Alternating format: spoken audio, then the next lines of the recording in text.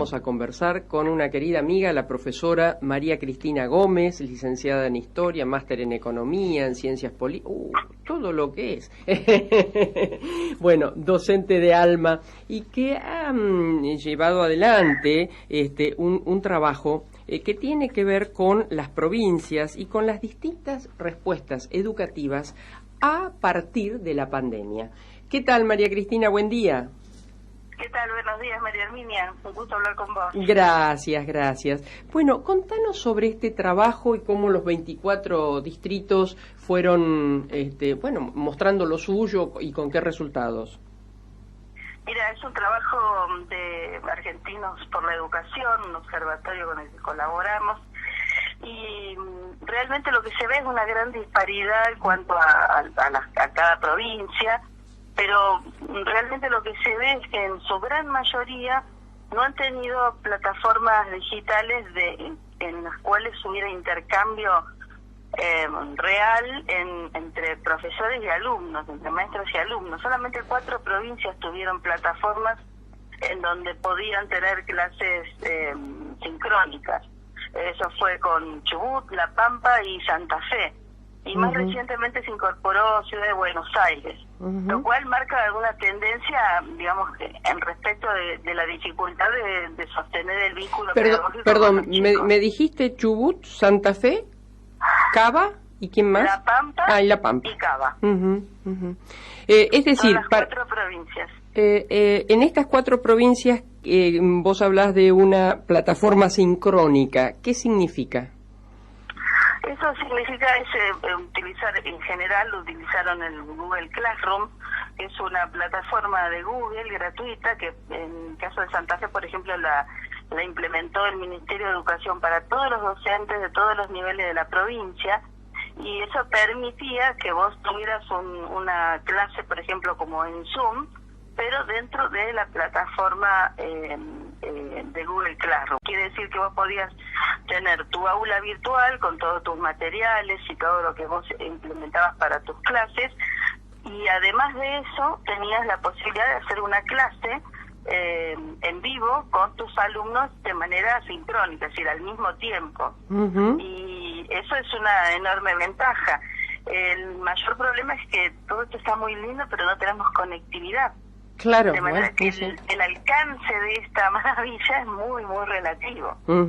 Bueno, yo recuerdo que cuando abrió el año legislativo, el gobernador de la provincia de Santa Fe puso como meta, ¿no?, la conectividad, porque es más, no es solo cuestión de, Rosario o Centro-Sur contra Centro-Norte, es cuestión a veces aquí mismo, en nuestras ciudades grandes, de conectividad. Hay lugares en donde tenés conectividad y lugares en donde no tenés conectividad. Y otra cosa que no es menor, si tenés la habilitación en el celular de Mis Datos, es decir, si lo tenés que pagar o podés, no sé cómo es el tema, engancharte en red sería. Conectarte. Bueno, el mayor problema que tenemos en las ciudades como Rosario, bueno, en realidad es que en todas las ciudades grandes es lo que vos decís. En muchas áreas de la ciudad tenemos tener conectividad no implica que con la conexión del celular y los datos del celular me sirve, porque para poder tener una videoconferencia tengo que tener una velocidad de banda de ancho de banda determinada, y eso un celular de prepago y medio viejito como a veces tienen los chicos en las zonas más vulnerables es imposible, a menos de tener que pagar por eso, y sabemos cómo está la situación. Claro. Entonces en medio de la pandemia eso, digamos, no tiene un impacto importante. Por eso es súper importante que haya inversión en eso. Hubo varios proyectos de ley en la Cámara de Diputados de Santa Fe sobre ese tema, ¿no? Con leyes que tienen que ver con la conectividad, justamente para que los alumnos puedan acceder. Yo siempre a estos paquetes. Que aparecen estos proyectos de ley, no quiero generalizar, pero lo primero que pregunto es el sostenimiento financiero, porque muchas veces hágase, resuélvase, y el tema pasa por cómo lo fondeás. ¿De dónde se fondea? Eso es clave. Cuando un legislador entiende que cualquier proyecto tiene que tener su sustentabilidad económico, ahí cambia la historia. Totalmente, totalmente. Y en esas, yo participé en algunas de esas proyectos reuniones multisectoriales. Se hicieron reuniones multisectoriales donde habíamos diferentes actores sociales, maestros, bueno, gente de los medios. Y justamente lo que yo le dije una vez a un reportaje, le dije, mira, realmente aquí hace falta una mano de las empresas proveedoras de todo esto, porque, o sea, estamos hablando siempre de la responsabilidad social empresaria. Bueno, este es el momento histórico en donde esa responsabilidad social empresaria se materialice en, por ejemplo, accesibilidad para los niños, aunque sea en un horario, en un momento, pero de alguna manera llegar de esa manera. Hubo dos grandes ausentes en esta pandemia en materia educativa. Una fue este tema de la conectividad y las empresas que proveen de datos, y otras fueron las editoriales. Las editoriales no dieron un paso al frente para decir vamos a emitir manuales o cosas que son habitualmente las que nosotros podríamos usar, y realmente eso podría haber ayudado a los desconectados, como digo yo, ¿no? Claro. ¿Y los cuadernillos, no, Cristina? Los cuadernillos que algunas provincias como la nuestra lo hicieron, no los he podido ver. Los cuadernillos, con todo respeto, llegaron tarde, llegaron cuando ya había pasado el momento, y no tienen un contenido adecuado realmente.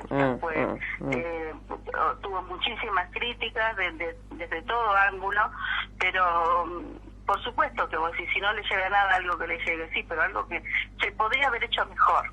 Claro. Se pudo haber hecho, por eso yo decía lo de las editoriales, porque ellos saben, claro. De libros de texto, y bueno, a recoger por determinadas personas en determinados lugares. Otro tema fue la logística, María Herminia. Llegaron tarde, se lo mandaron a las escuelas, y los directores se encontraron con los cuadernillos y la tarea de repartirlo. Entonces, en medio de la pandemia, donde vos no te podés desplazar, los directores tenían que ir casa por casa para repartir eso, o como en algunos lugares llamaban a los alumnos a la escuela y encontrabas una lista como la de los jubilados en el banco esperando para recibir el cuadernillo. Eso no es pensar en los chicos ni en la seguridad. Fíjate que estamos... yo te escucho, lo escucho al gobernador, y está bueno, la política debe marcar siempre el futuro, ¿no? Pero en el medio resolver el presente. Y veía el otro día una nota, creo que de los compañeros de Rosario 3, sobre el desafío en las escuelitas rurales, y en un lugar que mi compañero y amigo Marcos Marcelo Pereira conoce muy bien, porque es San Genaro. Estamos hablando de aquí cerquita, 90 kilómetros exactamente, en donde, por supuesto, como es escuela de campo a la que he asistido y sé de qué se trata, si llueve no podés llegar. Lo que más me impactó es la desidia de años, escuelas en donde desde la bandera deshilachada, la pared que se cae, los vidrios rotos, ¿qué pasa? ¿Qué nos está pasando? Los presupuestos son grandes.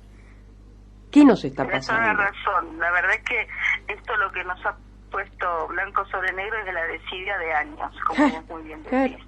Ahora estamos pensando en la vuelta en agosto, y nosotras no tenemos las más mínimas condiciones de infraestructura en la mayoría de las escuelas.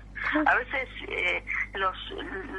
la política hace el como si, digo yo, ¿no? Bueno, es como si todo estuviera bien y ahora vemos cómo vamos a llegar, pero este modelo que por ejemplo en Israel funcionó muy bien con las aulas burbuja y la alternancia de una semana a la otra, también necesita un soporte de infraestructura. Y fíjate que hemos pasado 100 días con las escuelas cerradas para el público, aunque los directores estaban entregando comida y bolsones de alimentos, pero se podría haber aprovechado esos 100 días para estar refaccionando, preparando la vuelta, porque en algún momento íbamos a volver. y tenemos esta situación que vos describís muy bien, vidrios rotos, no hay baños suficientes, tenemos que limpiar superficies de bancos que están rotos con el aglomerado a la vista, y eso no puede ser, digamos, pero Cristina, todos tratamos de hacer el protocolo con el alcohol en gel o lavándonos las manos si no hay alcohol, y en las escuelas, ¿cómo va a ser la escuela de agosto que supuestamente debiese recepcionar a los alumnos? Desde eso básico, escuelas que están sucias. Una mano de pintura, que además es higiene, no cambia el presupuesto. No, realmente no. Y hace falta, como siempre digo, reparar todo eso que está roto, y que, como vos bien decías, son años de desidia, y tiene que ver también con la falta de autonomía que a veces tienen los directores, ¿no? Porque yo siempre digo que si ahora ya fuera de la pandemia, ¿no? Algo sobre lo cual yo siempre trabajo mucho, que es pensar si nuestros directores de colegio pudieran manejar su propio presupuesto, como pasa en otros lugares del mundo. Sería mucho más eficiente si nuestro director dijera, bueno, este año en el mes de enero vamos a pintar, vamos a hacer esta obra, esta reforma. El ministerio tiene una dirección de arquitectura que no da abasto. Las escuelas, faltan aulas, y a veces la solución es un aula móvil, y sabes que una vez que entra el aula móvil no se va nunca más, y eso no son las condiciones adecuadas. Entonces yo digo, efectivamente, tenemos que pensar con la mirada un poquito más allá de la coyuntura. Si hubiéramos tenido esa mirada en los últimos 30 años, no hubiera tomado la pandemia en estas condiciones. Mira, Cristina, dos cosas nos han pasado, algunos con mayor hincapié en nuestra Argentina y otros en el mundo. El mundo acuñó oro, o dólares, o euros, o yenes, y no acuñó respiradores, no invirtió en salud. El mundo, en donde pertenece nuestra Argentina y tal vez nuestra Latinoamérica y tal vez otros países también, no acuñó en educación. Acuñamos cuando teníamos una clase media anchísima, una clase media que era producto de políticas superadoras en lo educativo principalmente, y después lo dejamos, desidia. Así es. Nuestro país se construyó de esa manera. Hace poco estaba hablando de esto, ¿no? De que nuestro país tiene educación gratuita y obligatoria, y muchas veces nosotros hemos pensado que eso era la vacuna contra la ignorancia y el desempleo. Y sin embargo nos encontramos en estos momentos con más de la mitad de los chicos que no terminan la escuela, y por lo tanto es una enorme masa de jóvenes que no tiene proyecto de vida porque no tiene calificación profesional, y eso viene de la escuela. Es decir, la escuela tiene que recuperar ese protagonismo y esa calidad que permita que sigamos construyendo a la Argentina como pasaba hace décadas atrás, ¿no? Donde la educación efectivamente fue el motor de una enorme clase media, la universidad pública que generó a todos nosotros. El problema, si se quiere, Cristina, a todos nosotros, subrayo, el problema es que no es a todos, es decir, hay una brecha, una grieta, como quieran llamarle, inmensa entre aquellos chicos que pueden seguir aún hoy porque tienen su tablet o tienen su conexión, estudiando desde su casa y tal vez con un papá o una mamá o ambos mirando lo que hacen, y hay chicos que no tienen conexión ni tienen plata para conectarse, y eso se va trasladando y vamos creciendo en esta frustración a la cual vos haces alusión. Sí, es la brecha, digamos. Yo hace mucho que vengo trabajando en esto, y hace mucho que lo venimos diciendo, y ahora fue como verse en un espejo que deforma inexorablemente, porque realmente esta brecha digital de la que estamos hablando ahora, sí, no tiene que ver tanto con el dispositivo que el chico acceda o no, sino tiene que ver con todo eso que está faltando, y que la política es la que la tiene que resolver, porque si no hay conectividad, por mucho que queramos hacer, María Herminia, no puedo ir a solucionarlo. Y efectivamente nosotros hemos trabajado mucho con tecnología y con innovación en un sistema híbrido, porque la presencialidad permitía salvar esa herramienta que faltaba.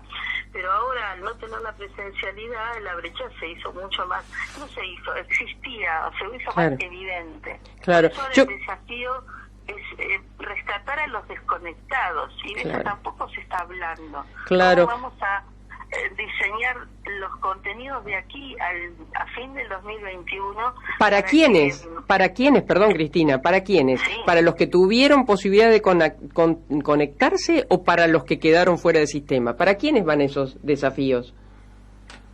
Yo creo que esos desafíos van sobre todo para los que quedaron afuera, pero indudablemente tiene que ser un traje a medida, que cada escuela se constituya en una comunidad de aprendizaje y diseñe esa propuesta para su población, porque no es lo mismo mi escuela de Villa Manuelita que una escuela del centro donde los chicos tuvieron clases todos los días por internet o por Instagram. Entonces, nosotros tenemos que abordar eso, y desde la autoridad también debería estar presente esto, y yo creo que deberíamos estar pensando y nos deberían estar convocando muchas personas, a los directivos, a los supervisores, y estar pensando en esto, pero no es algo de lo que se esté hablando. Y yo creo que es el principal desafío. Si volvemos en agosto o en septiembre, ¿quiénes van a volver? Si hemos visto que van a volver solamente los cursos, los extremos, primero, quinto, y qué pasa con los otros, ¿no? ¿Van a seguir desconectados? ¿Cómo vamos a abordar esto? También tenemos que pensar en eso, porque si no, ojo, la brecha se va a hacer mucho mayor y va a ser más difícil remontar eso. Este siglo yo sostengo que es 2021, es decir, tenemos que repensar lo que se enseña para todo este ciclo, no para terminó el 20, entonces todos pasan, y no es así, es toda una unidad, pero hay que pensarlo con una programación, con una didáctica particular. Y quiero contarles a nuestros oyentes que nuestra querida amiga María Cristina Gómez, en una manera visionaria, si se quiere, llegó entre los 50 del mundo a aquellos premios Global Teacher, ¿no? El año pasado, en donde fue seleccionado justamente por esto de tratar de cerrar brechas a través de la educación que se viene. Efectivamente, sí. Efectivamente. Y bueno, ese es por eso, digamos, uno se apasiona con esto y dice, ¿cómo no estamos hablando de esto a diario? ¿Cómo no estamos haciendo el diseño curricular de este tiempo, ¿no? Es muy impactante ver que a veces se quiere, se habla de la nueva normalidad, pero no es nada normal.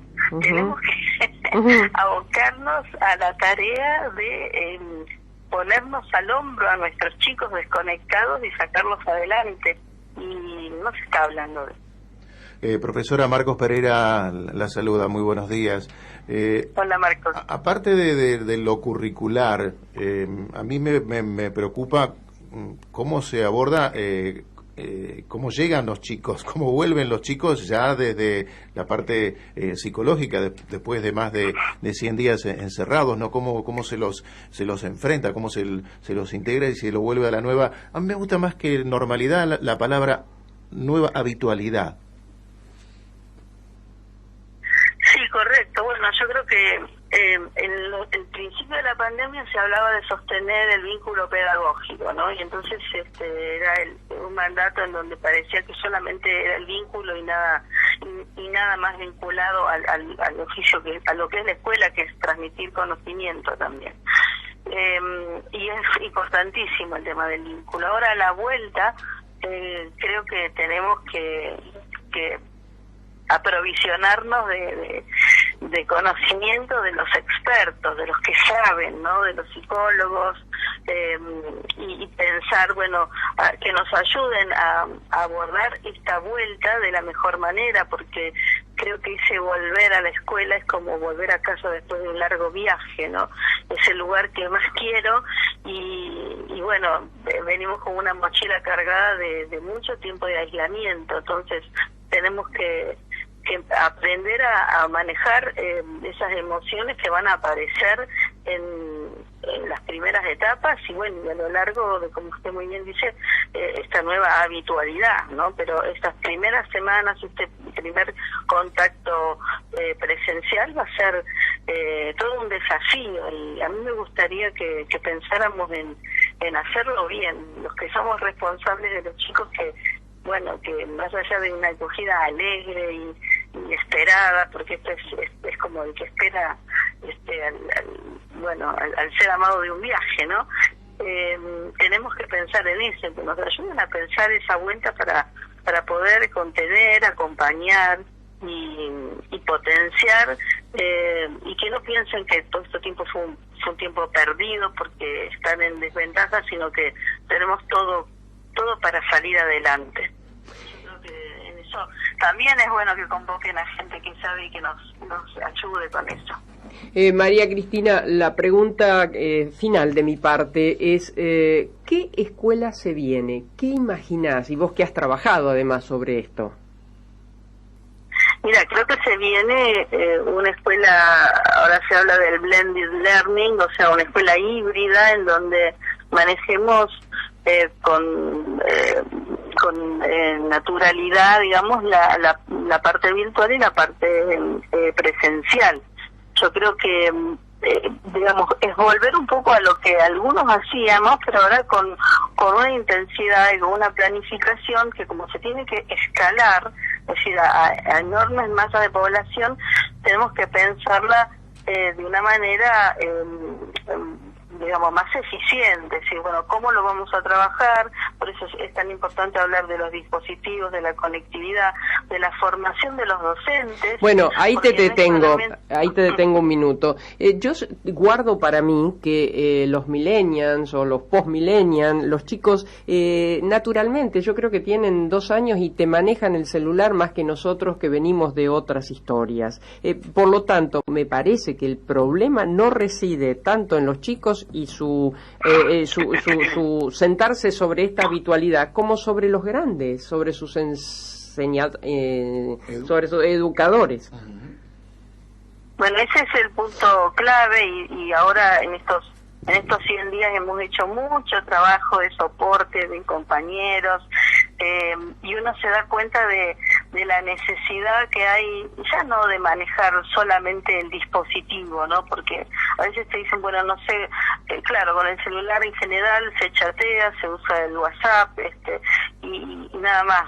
Y cuando uno ve cómo han utilizado los docentes las herramientas digitales en esta especie de inmersión compulsiva en la que estuvieron, uno se da cuenta que la tecnología fue usada para replicar el modelo presencial, es decir, los docentes suben documentos a la plataforma, que puede ser una plataforma virtual como esta que decía Classroom, o qué sé yo, o el Drive, o Facebook, o WhatsApp, pero es subir documentos y bajar documentos de los alumnos.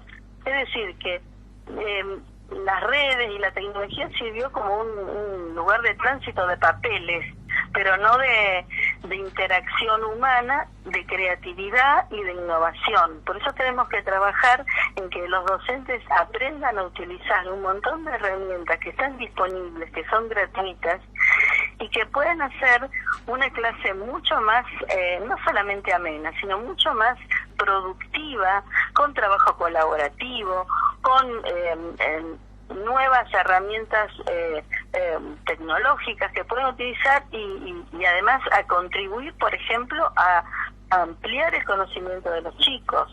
Cuando nosotros vimos en esta encuesta que se publicó ahora, cuál era el papel del juego, muy pocos docentes... Eso me llamó la atención, que no fue utilizado el juego como herramienta de interacción, de atracción.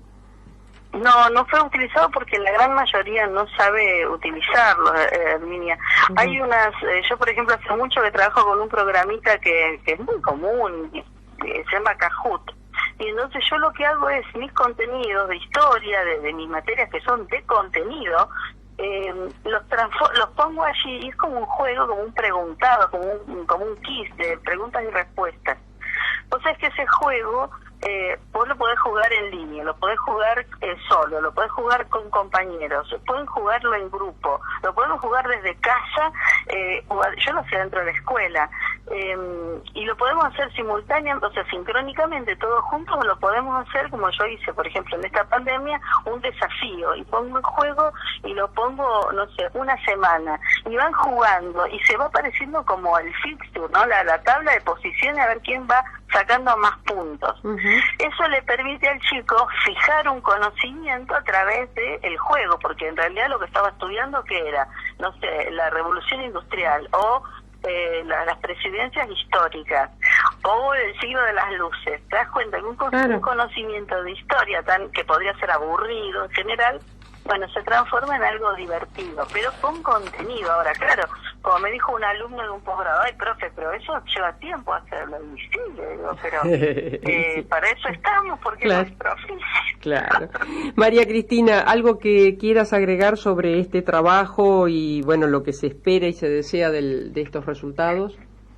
Sí, bueno, invitar a que, además de esta encuesta que ya se publicó, está vigente una que tiene que ver con las aulas burbujas, así que los invito a que vean por mis redes esa encuesta del grupo de Red de Educadores Innovadores, que es el que yo estoy llevando adelante ya desde hace más de un año, grupo de investigadores en educación muy diverso, que trabajamos sobre diferentes aspectos de la innovación educativa, y en este momento, justamente antes de que saliera la comunicación de la vuelta, colgamos una encuesta diseñada por un educador que además es arquitecto, en donde, pregunta a los docentes cómo está tu escuela, y eso va a ser muy importante. Y luego también los invito al Congreso Educa tus Emociones, que es un congreso gratuito online que va a estar desde el 7 al 13 de